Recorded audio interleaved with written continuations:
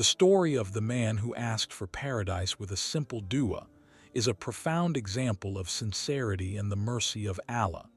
It involves a man who, on his deathbed, made a simple but heartfelt dua. "O Allah, I ask you for paradise." This short supplication, devoid of lengthy rituals, was made with full faith and deep sincerity. His dua became a powerful lesson in humility and trust in Allah's grace. The impact of this dua was immediate. His heartfelt plea moved the heavens.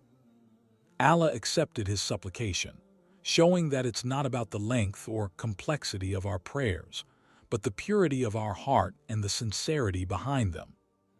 The story reminds us that sometimes the simplest dua can have the greatest impact, especially when it is made with genuine faith and longing. It also teaches that Allah's mercy is vast, and He answers the calls of those who earnestly seek His help.